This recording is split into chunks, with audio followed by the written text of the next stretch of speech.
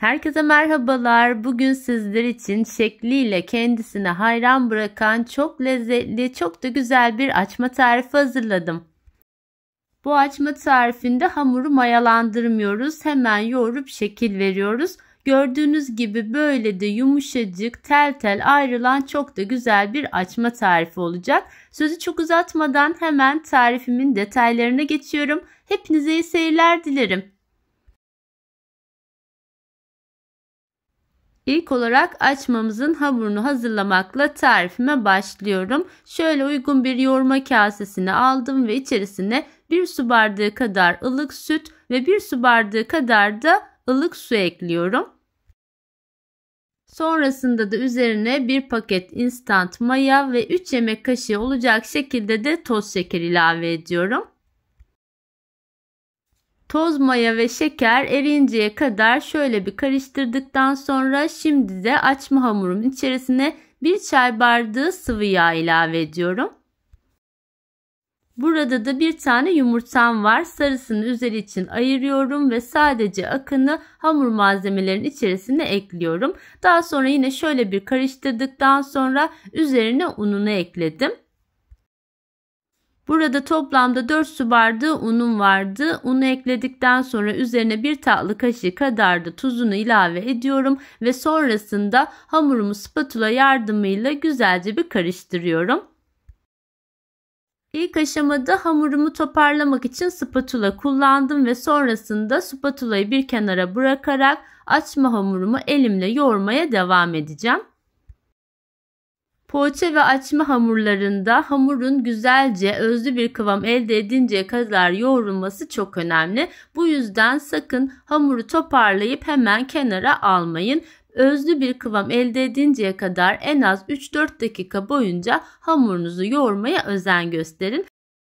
Evet, gördüğünüz gibi 3-4 dakika boyunca yoğurmuş olduğum açma hamurum çok güzel bir kıvam aldı. Ben toplamda 4,5 su bardağı kadar un kullandım. Sizler de lütfen ununuzu kontrollü olarak ekleyin. Her unun marka ve kalitesine göre alacağı un miktarı değişiklik gösterebilir. Gördüğünüz gibi hamurum da ele yapışan bir kıvamda. Fazla un ekleyerek de hamurunuzu sertleştirmeyin. Şimdi yoğurmuş olduğum açma hamurumu unlamış olduğum tezgahımın üzerine alarak şöyle bir toparlıyorum ve sonrasında da bezelere ayıracağım. Bu tarifte açma hamurumuzu mayalandırmıyoruz. Özlü güzel bir kıvam elde ettikten sonra hemencik bezelere ayırıyorum. Ben toplamda 12 tane bezeye ayırdım. Hamuru bezelere ayırdıktan sonra böyle içe doğru katlayarak güzelce yuvarlayıp pürüzsüz bir kıvam elde ederek bezelerimi hazırlıyorum ve unlamış olduğum tepsimin içerisine bezelerimi yerleştiriyorum. Bezelerinizi yaklaşık bir mandalina büyüklüğünde keserek ayarlamanız yeterli olacaktır. Tüm bezeleri bu şekilde hazırladıktan sonra üzerine kesmiş olduğum bir buzdolabı poşetini kapatıyorum ve bu şekilde kenarda 10 dakika kadar dinlendiriyorum. Bu arada açmaların üzerine de 100 gram kadar tereyağı süreceğiz. Ben öncesinde çıkartmadığım için biraz ısıtarak bu şekilde bir kıvam elde ettim. Sizler tereyağınızı önceden çıkartarak kenarda yumuşatabilirsiniz. Şimdi hazırlamış olduğum açma bezemden bir tane alıyorum ve hafifçe unlamış olduğum tezgahta elimle genişlettikten sonra dilerseniz merdane kullanarak ya da benim gibi bir hamur açma aparatıyla oval bir şekil elde ederek tüm bezeleri bu şekilde açarak kenarda hazırlayın. Hamurunuzu güzel özlü bir şekilde yoğurup 10 dakika kadar dinlendirdikten sonra bu aşamada hiçbir şekilde zorlanmayacaksınız. 12 tane bezemi oval olarak açtım. Şimdi her birinin üzerine de yumuşak tereyağımdan birer tatlı kaşığı olacak şekilde yerleştiriyorum. Bu aşamada mutlaka tereyağınızın sürülebilir kıvamda ve yumuşaklıkta olmasına özen gösterelim. Şimdi sıra geldi şekil verme işlemine. Tereyağı sürmüş olduğum bezemi böyle parmak uçlarımla üzerine bastırarak tüm tereyağını üzerine yayıyorum ve dikdörtgen bir şekil elde ediyorum. Sonrasında da uç kısımdan başlayarak bu şekilde rulo yapıp sararak tepsimin içerisine yerleştiriyorum. Her bir bezeyi aynı şekilde elimizle genişleterek ve tüm tereyağını her yerine eşit olarak yayarak böyle rulo yapıp hazırlayalım. Bu arada açmaların 6 tanesini ben sade olarak, 6 tanesini de çikolatalı olarak hazırladım. Bunlar da çikolatalı açmalarımın hazırlanışı.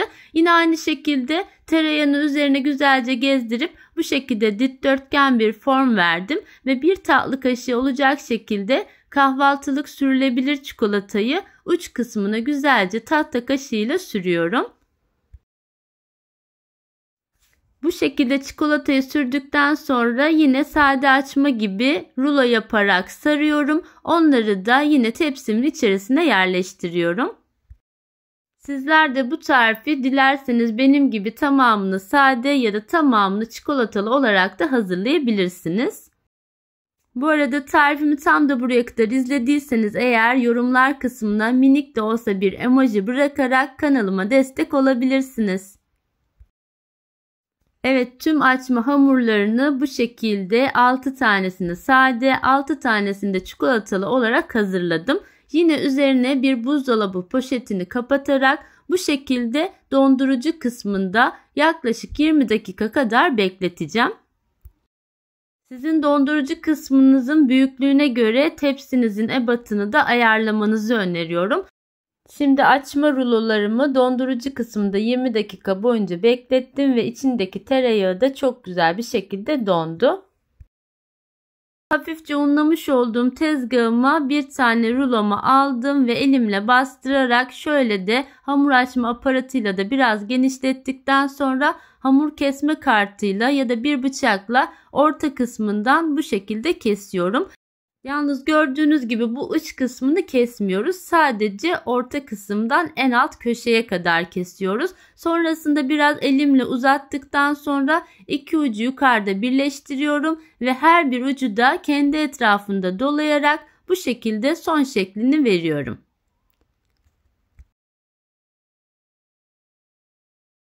Şöyle bir tane daha yaparak yakından da tekrar size göstermek istiyorum. Dilerseniz benim gibi böyle elinizde de genişletebilirsiniz. Orta kısmından şu uç kısmı kesmeden bu şekilde kesik atıyorum. Elimle hafif öne doğru uzatıp üst kısmını da birleştirerek sonra da her bir uç noktasını kendi etrafında dolayarak ve bu kısmını da sıkıca elimle bastırıp kapatarak yağlı kağıt serili olan fırın tepsimin içerisine sade açmalarımı yerleştiriyorum. Şöyle bir tane de çikolatalı açmamın hazırlanışını size yakından göstermek istiyorum. Bu tarifi dilerseniz çikolatalı, dilerseniz sade yapın. Her türlü çok güzel olacaktır. Çocukların da çok severek yiyeceği yumuşacık tel tel ayrılan harika bir açma tarifi oluyor. Sizlerin de bu güzel tarifimi mutlaka denemenizi tavsiye ediyorum. Şekil verirken birbiri etrafında ne kadar çok dolarsanız katları da o kadar güzel olacaktır. Bunu da ayrıca belirtmek isterim. Evet, şimdi tüm açma rulolarıma şekil verdim ve yağlı kağıt serili olan fırın tepsime bu şekilde dizdim. Şimdi kenara ayırmış olduğum yumurta sarısının içerisine bir çay kaşığı sıvı yağla bir çay kaşığının ucuyla da biraz pekmez ekliyorum. Onu karıştırarak açmalarımın üzerine sürdüm. Bu sayede açmalarının üzeri hem daha parlak görünecek hem de nar gibi kızaracaktır. Sade açmaların üzerine biraz çörek otu ve susam serpiştirdim. Çikolatalılara ise file badem serpiştiriyorum. Tamamen tercihe kalmış ve sonrasında da önceden ısıtmış olduğum alt üst ayar 180 derece fırında açmalarımı pişirmeye bırakıyorum. Gördüğünüz gibi açmalar fırına girer girmez içindeki tereyağı da sayesinde çok güzel kabarmaya başladı ve nar gibi kızaran çok güzel bir açma oldu. Benim fırınımın ayarına göre toplamda 30 dakikada çikolatalı ve sade açmalarım çok güzel bir şekilde pişti. Sizler de lütfen kendi fırınınızın ayarına göre açmalarınızı kontrollü olarak pişirin. Açmalarınızın üzerinin kurumaması için fırından çıkar çıkmaz üzerine bir mutfak örtüsü örterek 5 dakika boyunca bu şekilde dinlendirin. Bu sayede daha da yumuşacık olacaklardır. Sizler açmalarımın son halini izlerken ve doku testine geçmeden önce minik bir hatırlatma yapmak istiyorum. Sizlerden ricam, kanalımı ilk kez bu videom sayesinde izliyorsanız eğer kanalıma abone olmayı ve bu güzel açma tarifimi sevdiklerinizle paylaşmayı unutmayın lütfen. Şöyle pişen açmalarımdan bir tanesini alarak da size yakından göstermek istiyorum. Gördüğünüz gibi üzeri altı çok güzel pişti. Yumuşacık ve tel tel bir açma tarifi oldu. Sizler de videomda bahsetmiş olduğum tüm püf noktalarına dikkat ederek bu şekilde şahane açmalar yapabilirsiniz. Ertesi güne kaldığında bile uzun süre tazeliğini koruyan bu lezzetli açma tarifimi deneyecek olan herkese şimdiden afiyet olsun diyorum. Başka güzel tariflerde yeniden görüşmek üzere. Hoşça kalın, sağlıcakla kalın.